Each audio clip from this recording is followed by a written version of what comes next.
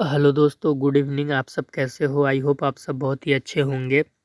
थोड़ा सा सर्दी हो गई है, इसलिए आवाज़ में चेंजेस आपको देखने के लिए मिलेंगी। और आज हम लोग इतिहास विषय से संबंधित एक लेसन प्लान देखने वाले हैं।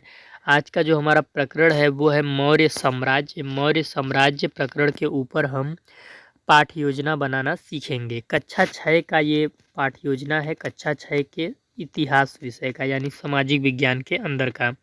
तो जैसा कि हम सब जानते हैं कि सबसे पहले हमें पाठ योजना संख्या डालना होता है, सो हमने डाल दिया है।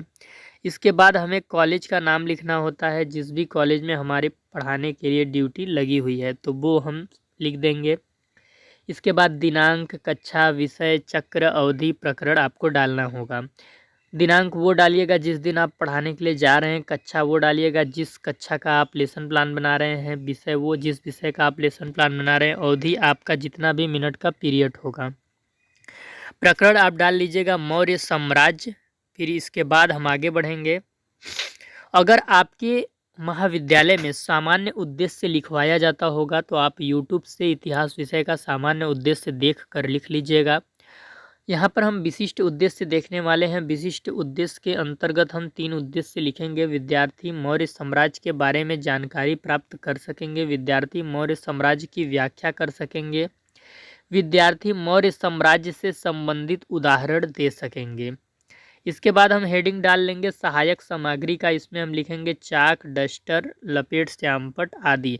यदि आप कोई चार्ट पेपर या मॉडल पेपर बनाकर ले जा रहे हैं तो उसको यहाँ पे ऐड कर सकते हैं। इसके बाद अगला हेडिंग रहेगा पूर्व ज्ञान का। इसमें हम लिखेंगे विद्यार्थी तिरंगे झंडे से संबंधित सामान्य जानकारी रखते होंगे। इसके बाद हम हेडिंग डालेंगे प्रस्तावना प्रश्न का। प्रस्तावना प्रश्न के अंतर्गत हम 3 कॉलम बना लेंगे। क्रमांक, संख्या, छात्राध्यापक क्रिया, विद्यार्थी अनुक्रिया। इसके बाद इसमें हम कुछ क्वेश्चन करेंगे अपना प्रकरण निकलवाने के लिए। पहला क्वेश्चन रहेगा तिरंगे झंडे में बने चक्र को क्या कहते हैं? बच्चे उत्तर देंगे अशोक चक्र। इसके बाद दूसरा क्वेश्चन रहेगा यह किस महान सम्राट के नाम से जाना जाता है? बच्चे उत्तर देंगे सम्राट अशोक। तीसरा क्वेश्चन हम पूछेंगे सम्राट अशोक किस साम्राज्य के राजा थे? बच्चे उत्तर देंगे मौर्य साम्राज्य। चौथा क्वेश्चन हम पूछेंगे मौर्य साम्राज्य के विषय में और आप क्या जानते हैं? बच्चे हो जाएंगे मौन, और यही हो जाएगा हमारा समस्यात्मक प्रश्न। इसके बाद हम अपना उद्देश्य कथन अनाउंसमेंट कर देंगे क्लास में। आज हम इतिहास विषय के अंतर्गत मौर्य साम्राज्य का विस्तृत अध्ययन अध्यापन करेंगे। इसके बाद शिक्षण अधिगम व्यवस्था का हम हेडिंग डाल लेंगे और इसमें हम 4 कॉलम बना लेंगे। शिक्षण बिंदु, छात्राध्यापक क्रिया, विद्यार्थी अनुक्रिया, विधि प्रविधि और श्यामपट्ट कार्य। सबसे पहले हमारा जो शिक्षण बिंदु है वो है मौर्य वंश की स्थापना। इसमें हम एक विकासात्मक प्रश्न पूछेंगे, मौर्य वंश की स्थापना कैसे हुई? बच्चे हो जाएंगे मौन। यहाँ पे लिख देंगे प्रश्नोत्तर विधि। फिर हम व्याख्या करना शुरू करेंगे।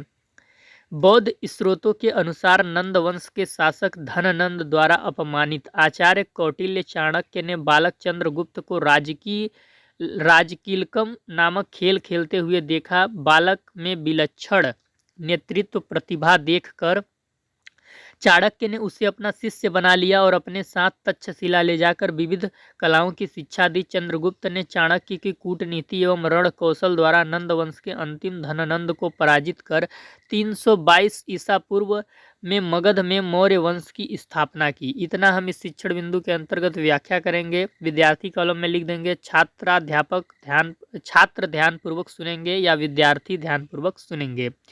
यहाँ विधि में हम लिख देंगे व्याख्यान विधि, और श्यामपट्ट कार्य में हम लिख देंगे 322 ईस्वी पूर्व में मगध मौर्य वंश की स्थापना हुई है। श्यामपट्ट कार्य में हम इतना लिख देंगे। इसके बाद हम एक शिक्षण बिंदु जैसे ही व्याख्या कर लेते हैं तो बोधात्मक प्रश्न भी पूछना होता है। बोधात्मक प्रश्न में हमने 2 पूछा है, आप चाहें तो 3-4 पूछ सकते हैं। पहला क्वेश्चन है आचार्य कौटिल्य ने चंद्रगुप्त को कौन सा खेल खेलते हुए देखा? बच्चे उत्तर देंगे राजकीलकम। दूसरा क्वेश्चन है नंद वंश के अंतिम शासक को किसने पराजित किया? चंद्रगुप्त ने। यहाँ पे विधि लिख देंगे हम प्रश्नोत्तर विधि। इसके बाद हम दूसरा शिक्षण बिंदु पढ़ाना स्टार्ट करेंगे। दूसरा शिक्षण बिंदु है यूनानी सेल्यूकस से चंद्रगुप्त द्वारा युद्ध। यहाँ पे हम लिखना भूल गए हैं, आप अपना लिख लीजिएगा। विद्यार्थी ध्यान पूर्वक सुनेंगे। यहाँ पे आपको क्या लिखना है? विद्यार्थी ध्यान पूर्वक सुनेंगे, ये चीज़ आप यहाँ पे लिख लीजिएगा इस शिक्षण बिंदु में। और विधि में लिख लीजिएगा व्याख्यान विधि। इसमें क्या व्याख्या करेंगे? यूनानी सेनापति सेल्यूकस ने 305 ईसा पूर्व में पश्चिमोत्तर भारत पर आक्रमण किया, जिसे चंद्रगुप्त ने परास्त कर दिया। सेल्यूकस को चंद्रगुप्त से संधि करनी पड़ी, जिससे चंद्रगुप्त को हिंदकुश पर्वत तक के प्रांत उपहार में मिले। सेल्यूकस ने मेगस्थनीज नामक राजदूत चंद्रगुप्त के दरबार में भेजा। इस प्रकार चंद्रगुप्त ने भारत में प्रथम बार एक केंद्रीय शासन के अंतर्गत विशाल साम्राज्य स्थापित कर लिया। यूनानी लेखकों ने चंद्रगुप्त के लिए सेंड्रोकोट्स नाम का उल्लेख किया है।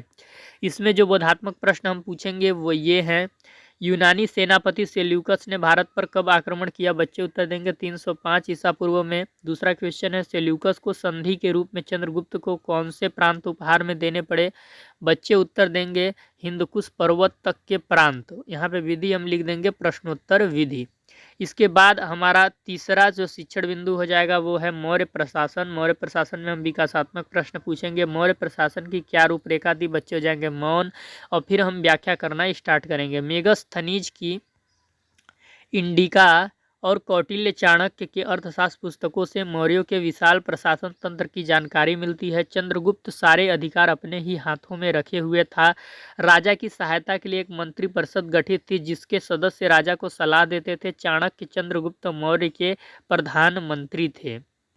इसके बाद इसमें आप इस शिक्षण बिंदु में विद्यार्थी कॉलम में लिख लीजिएगा। यहाँ पे विद्यार्थी ध्यान पूर्वक सुनेंगे, हम लिखना भूल गए हैं तो आप लिखना मत भूलिएगा। विद्यार्थी ध्यान पूर्वक सुनेंगे, आप लिख लीजिएगा। विकासात्मक प्रश्न के विधि में रहेगा प्रश्नोत्तर विधि, और जब आप व्याख्या करने लगते हैं इस शिक्षण बिंदु में तो हो जाएगा व्याख्यान विधि। इतना आप ध्यान में रखिएगा। इसके बाद इस शिक्षण बिंदु के अंतर्गत आपको बोधात्मक प्रश्न ये पूछना है, मौर्यों के विशाल प्रशासन तंत्र की जानकारी किससे मिलती है? बच्चे उत्तर देंगे इंडिका और अर्थशास्त्र पुस्तकों से। दूसरा क्वेश्चन है, चंद्रगुप्त मौर्य के प्रधानमंत्री कौन थे? बच्चे उत्तर देंगे चाणक्य। यहाँ पे विधि हम डाल देंगे प्रश्नोत्तर विधि। इसके बाद मूल्यांकन प्रश्न का हेडिंग डालना है, और इसमें हमने 2 मूल्यांकन प्रश्न पूछे हैं। आप चाहे तो 3 या 4 पूछ सकते हैं। आचार्य कौटिल्य किसके द्वारा अपमानित हुए थे? दूसरा क्वेश्चन है, यूनानी लेखकों ने चंद्रगुप्त के लिए किस नाम का उल्लेख किया है? फिर इसके बाद आप अगला हेडिंग डाल लेंगे श्यामपट्ट सारांश का। इसमें आपको मूल्यांकन प्रश्न का उत्तर देना है। तो पहला हो जाएगा, आचार्य कौटिल्य नंद वंश के शासक धननंद द्वारा अपमानित थे। दूसरा आंसर हो जाएगा, यूनानी लेखकों ने चंद्रगुप्त के लिए सेंड्रोकोट्स नाम का उल्लेख किया है। सबसे लास्ट में आपको हेडिंग डालना है गृह कार्य का। इसमें आपको लिखना है मौर्य साम्राज्य के बारे में लिख कर लाना है। इतना करने के बाद जो आपका एक दिन का लेसन प्लान है वो कंप्लीट हो जाएगा। यदि इस लेसन प्लान की पीडीएफ आपको चाहिए तो आपको इस वीडियो के डिस्क्रिप्शन में टेलीग्राम चैनल को जाकर ज्वाइन करना होगा, वहां पर आपको ये पीडीएफ मिल जाएगा। यदि किसी कारणवश ये पीडीएफ आपको टेलीग्राम चैनल पर नहीं मिल पाता है तो इस वीडियो के डिस्क्रिप्शन में ही आपको व्हाट्सएप ग्रुप का लिंक मिलेगा, तो आप व्हाट्सएप ग्रुप को ज्वाइन कर हमसे पर्सनली पीडीएफ मांग सकते हैं, हम आपको दे देंगे। इसके अलावा यदि आप चैनल पे नए होंगे तो चैनल को सब्सक्राइब कर लीजिएगा, बेल आइकन को प्रेस कर लीजिएगा। इस चैनल पर आपको बीएड 3rd सेमेस्टर या बीएड के ऊपर जितनी भी वीडियो होती हैं वो आपको देखने को मिलेंगी। साथ ही साथ यदि आपने बीएड के 3rd सेमेस्टर में हिंदी पेडागोजी सब्जेक्ट लिया हुआ है, हिंदी पेडागोजी सब्जेक्ट यदि आपने लिया है तो इस चैनल के प्लेलिस्ट में 4 यूनिट आपके हिंदी पेडागोजी में होंगे। उसकी टोटल क्लासेस अपलोड हैं। कैसे लेसन प्लान बनाना है, गद्य पद्य व्याकरण, उसकी भी वीडियो अपलोडेड है। तो प्लेलिस्ट एक बनी होगी हिंदी शिक्षण के नाम से, उसमें जाकर आप 25 वीडियो होंगी, उसको देख लीजिए। आप अपनी एग्ज़ाम की प्रिपरेशन बेहतरीन वे में कर सकते हैं। तो चलिए फिर हम आपको अगले दिन मिलते हैं एक नए प्रकरण पर नया लेसन प्लान लेके।